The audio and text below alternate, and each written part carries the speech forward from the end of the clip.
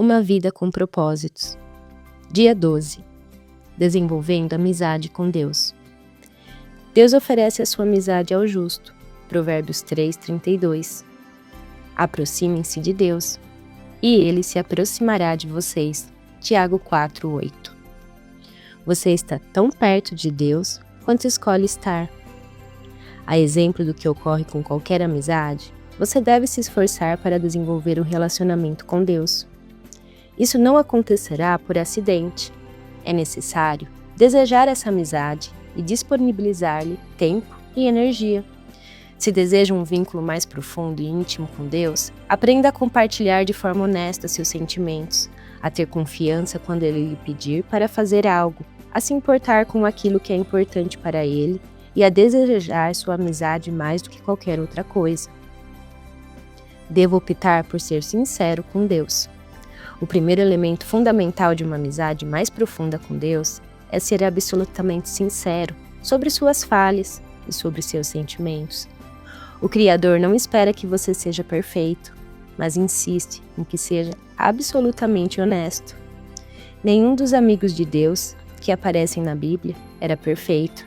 Se a perfeição fosse um requisito para a amizade com o Senhor, jamais poderíamos ser amigos dele. Felizmente, em virtude da graça de Deus, Jesus ainda é amigo de pecadores.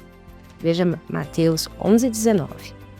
Na Bíblia, os amigos de Deus são sinceros a respeito do que sentem, frequentemente reclamando, criticando, acusando e discutindo com o Criador.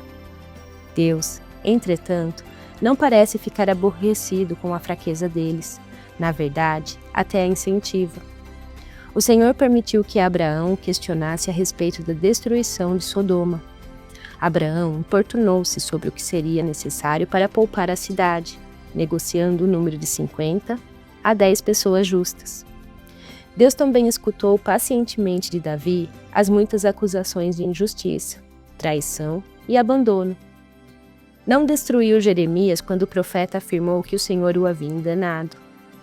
Jó pôde expressar sua amargura durante a provação, e no final, Deus o defendeu por ter sido sincero e repreendeu os amigos de Jó por não agirem com sinceridade. Deus lhes disse: "Estou farto de vocês, pois não foram honestos comigo, nem no que disseram de mim a meu servo Jó. E meu servo Jó orava por vocês, e assim vou aceitar a oração de vocês." Jó 42, 7 e 8. Em um estupendo exemplo de amizade sincera, Deus expressou sem reserva sua absoluta repugnância pela desobediência de Israel. Ele disse a Moisés que manteria a promessa de dar aos israelitas a terra prometida, mas não daria mais nem um passo com eles no deserto. Deus estava aborrecido e disse a Moisés exatamente como se sentia. Moisés, falando como amigo de Deus, respondeu de forma igualmente sincera: "Tu me dizes: conduz este povo, mas não me deixas saber quem enviarás comigo? Se sou assim tão especial para ti, permite que eu tome conhecimento dos teus planos. Não te esqueças de que este é o teu povo, tua responsabilidade." O Eterno respondeu: "Minha presença irá com você. Eu me encarregarei de viagem até o fim." Moisés não concordou. "Se tua presença não assumir a liderança aqui, cancela agora mesmo a viagem. De que outra forma se poderia saber que estás comigo nisso? Comigo e com teu povo? Quero saber, viajarás conosco ou não? De que outra forma saberemos que somos especiais, eu e teu povo, entre todos os outros povos da terra?" O Eterno respondeu a Moisés: "Está bem, será como você disse. Eu também farei isso, pois conheço você muito bem. E você é especial para mim. Eu conheço você pelo nome." Êxodo 33, de 12 a 17. Poderia Deus lidar com esse tipo de franqueza se ela partisse de você? Sem dúvida. A verdadeira amizade é edificada sobre a transparência. O que pode parecer audácia, Deus vê como sinceridade. Deus escuta as palavras exaltadas de seus amigos. O que o aborrece são os clichês, aquelas frases previsíveis permeadas de religiosidade. Para ser amigo de Deus, você deve ser sincero com Ele e dividir seus verdadeiros sentimentos, não o que você pensa que deve sentir ou dizer. Quem sabe você precise confessar alguma raiva ou ressentimento oculto em relação a Deus em certas áreas de sua vida, nas quais você se sentiu enganado ou decepcionado, até que tenhamos amadurecido o suficiente para compreender que o Senhor usa todas as coisas para o nosso bem. Abrigamos ressentimentos em relação a Ele por causa da nossa aparência, formação, orações não respondidas, mágoas do passado e outras coisas que mudaríamos se fôssemos Deus. As pessoas frequentemente o culpam por mágoas causadas por outras pessoas. Isso resulta no que William Bucks chama seu rompimento oculto com Deus. A amargura é o maior de todas as barreiras para a amizade com Deus. Porque eu iria querer ser amigo de Deus se Ele permitiu isto? O antídoto é claro, é perceber que o Senhor sempre age em nosso benefício, mesmo quando sofremos e não conseguimos entender o que está acontecendo. Livrar-se dos ressentimentos e revelar o que sentimos, porém, são os primeiros passos para a cura. A exemplo do que faziam os amigos de Deus na Bíblia. Diga a Ele exatamente como você se sente. Reflita a respeito de Jó 7, 17 a 21, Asaf, Salmos 73, 13, Jeremias 27 e Noemi, Ruth 1, 20. Para nos instruir em uma honestidade sincera, Deus nos deu o livro de Salmos, um manual de adoração, repleto de linguagem impetuosa, fúria, dúvidas, medos, ressentimentos e sofrimentos intensos, combinado com ação de graças, louvores e declarações de fé. Todas as emoções possíveis estão catalogadas em Salmos. Quando você lê as confissões emocionadas de Davi e de outros compositores, percebe que é assim que Deus quer que você o adore, sem reter absolutamente nada do que sente. Você pode orar como Davi. Derramo diante dele as minhas queixas e conto-lhe todos os meus aborrecimentos. Estou totalmente abatido. Salmo 142, 2, 3. É animador saber que todos os amigos íntimos de Deus, Moisés, Davi, Abraão, Jó e outros, defrontaram-se com dúvidas. Em vez de mascarar seus receios com frases feitas, eles os expressaram sincera, aberta e publicamente. Exprimir as dúvidas pode ser o primeiro passo em direção ao nível seguinte de intimidade com Deus. Devo optar por obedecer a Deus pela fé. Todas as vezes que você confia na sabedoria de Deus e faz tudo o que Ele diz, mesmo sem compreender, sua amizade com Ele se aprofunda. Normalmente, não consideramos a obediência uma característica da amizade. Ela parece mais adequada aos relacionamentos com os pais, com o chefe ou com algum superior imediato, mas nunca como um amigo.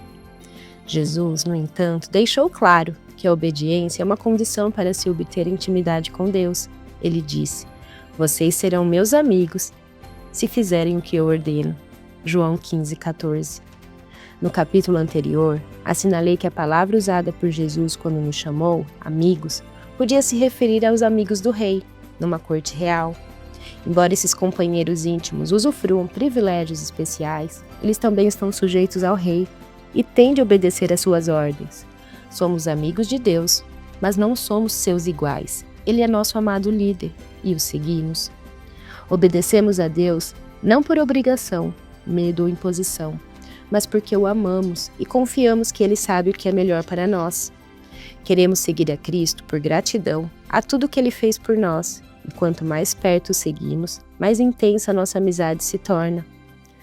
Os não cristãos, em geral, pensam que os cristãos obedecem por obrigação, culpa ou medo de serem punidos, mas a realidade é o oposto. Fomos perdoados e libertos, então obedecemos por amor, e nossa obediência nos traz grande alegria. Jesus disse: "Como o Pai me amou, assim eu os amei. Permaneçam no meu amor. Se vocês obedecerem aos meus mandamentos, permanecerão no meu amor, assim como tenho obedecido aos mandamentos do meu Pai. Em seu amor permaneço. Tenho dito estas palavras para que a minha alegria esteja em vocês e a alegria de vocês seja completa." João 15, de 9 a 11. Observe que Jesus espera de nós o mesmo comportamento que Ele tem com o Pai, que é o modelo para nosso relacionamento com o Filho. Foi por amor que Jesus realizou tudo que o Pai lhe pediu. A verdadeira amizade não é passiva, é atuante. Quando Jesus nos pede que amemos o próximo, ajudemos os necessitados, dividamos nossos recursos, conservemos nossa vida irrepreensível, perdoemos e levemos outras pessoas a Ele, o amor estimula-nos a obedecer imediatamente. Em várias ocasiões, somos desafiados a realizar grandes coisas para Deus. Na realidade, o Senhor fica mais satisfeito quando fazemos pequenas coisas para Ele espontaneamente. Elas podem passar despercebidas para outras pessoas, mas Ele as observa e as considera atos de adoração. Grandes oportunidades podem acontecer uma única vez durante toda a vida, mas pequenas oportunidades nos cercam todos os dias. Mesmo por um simples ato, como dizer a verdade, ser gentil ou animar alguém, trazemos um sorriso à face do Senhor. Deus guarda simples atos de obediência como se fossem um tesouro, mais precioso que orações, louvores ou ofertas. A Bíblia diz: o que agrada mais ao Senhor, holocaustos e sacrifícios ou obediência à sua voz? É melhor obedecer que sacrificar. 1 Samuel 15, 22.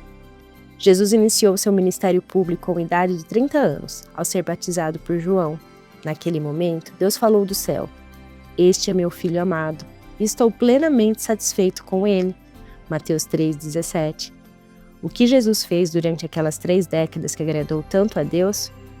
A Bíblia silencia a respeito desse período da vida de Cristo, exceto por uma única frase que encontramos em Lucas 2,51. Então foi com eles para Nazaré, e era-lhes obediente.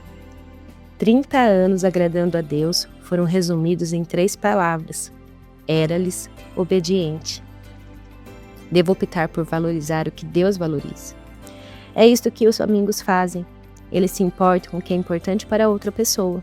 Assim, quanto mais você se torna amigo de Deus, mais se importará com o que é importante para Ele, mais sofrerá com o que lhe causa sofrimento e mais se alegrará com o que lhe dá prazer. Paulo é o melhor exemplo disso. As prioridades de Deus eram suas prioridades, e os desejos dele eram seus desejos também. O que me deixa tão abatido é que me preocupo demais com vocês. É a paixão de Deus queimando dentro de mim. 2 Coríntios 11, 2. Davi se sentia da mesma forma, pois o zelo pela tua casa me consome, e os insultos daqueles que te insultam caem sobre mim. Salmo 69, 9. O que importa mais para Deus? A redenção do seu povo. Ele quer que todos os seus filhos perdidos sejam encontrados. Esse é o único motivo pelo qual Jesus veio a este mundo. A coisa mais preciosa ao coração de Deus é a morte do seu filho.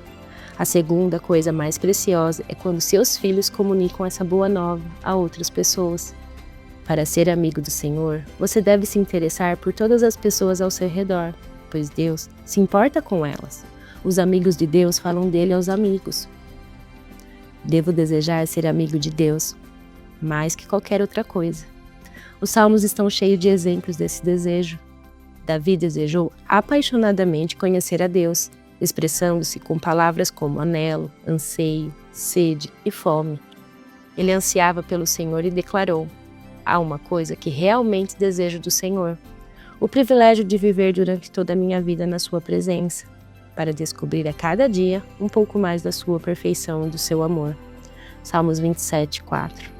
Em outro salmo ele diz: o teu amor, para mim, vale mais que a vida.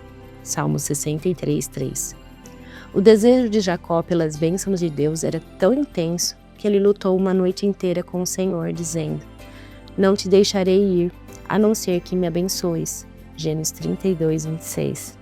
A parte mais maravilhosa dessa história é que Deus, que é todo-poderoso, permitiu que Jacó vencesse.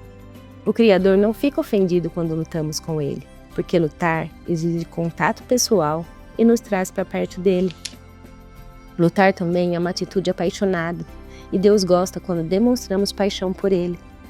Paulo foi outro homem que nutriu uma amizade ardente com Deus.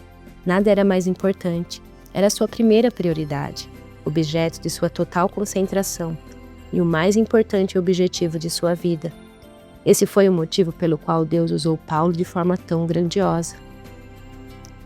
Em The Amplified Bible, exprime toda a força da paixão de Paulo.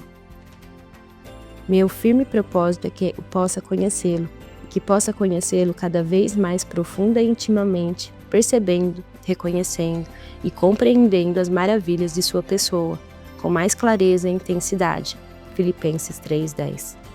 A verdade é, você está tão perto de Deus quanto escolhe estar. A amizade íntima com Deus é fruto de uma escolha, não de uma eventualidade, e você deve buscá-la intencionalmente. Você realmente a deseja mais que qualquer coisa? Qual a importância disso para você?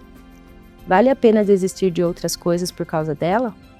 Valeria a ela o esforço de desenvolver certos hábitos e habilidades?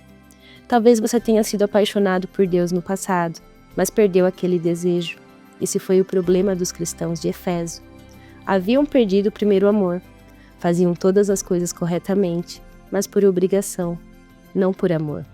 Se você está passando por alguma instabilidade espiritual, não se surpreenda quando Deus permite que você sofra. O sofrimento é combustível da paixão. Ele gera energia com tal intensidade que transforma o que normalmente não possuímos. Assim disse C.S. Lewis: o sofrimento é o megafone de Deus. É a forma de Deus nos sacudir da letargia espiritual. Os nossos problemas não são uma punição, mas apelos de um Deus amoroso para nos despertar. O Senhor não está irritado com você, está irritado por você e fará o que for necessário para trazê-lo de volta à comunhão com Ele. Há, porém, um meio mais fácil de reacender a paixão por Deus. Comece a pedir que Ele lhe dê essa paixão e continue pedindo até que o receba. Repita esta oração ao longo do dia. Querido Jesus, mais que qualquer outra coisa, quero conhecer-te intimamente. Deus disse aos cativos na Babilônia: quando vocês me buscarem, me encontrarão. Sim, quando me buscarem de todo o coração e em primeiro lugar. Dou a vocês a certeza que não vão se decepcionar. Jeremias 29:13. Seu relacionamento mais importante. Não há nada, absolutamente nada, mais importante que fazer amizade com Deus. Esse é um relacionamento que durará para sempre. Paulo disse a Timóteo: algumas dessas pessoas perderam a coisa mais importante da vida. Elas não conhecem a Deus. 1 Timóteo 6:21. Você perdeu a coisa mais importante da vida? Pois pode fazer algo a respeito agora mesmo. Lembre-se, a escolha é sua. Você está tão perto de Deus quanto escolhe estar. Dia 12. Pensando sobre o meu propósito de vida. Tema para reflexão. Estou tão perto de Deus quanto escolho estar. Versículo para memorizar. Aproximem-se de Deus, e Ele se aproximará de vocês. Tiago 4:8. Pergunta para meditar. Que escolhas práticas farei hoje para me aproximar mais de Deus?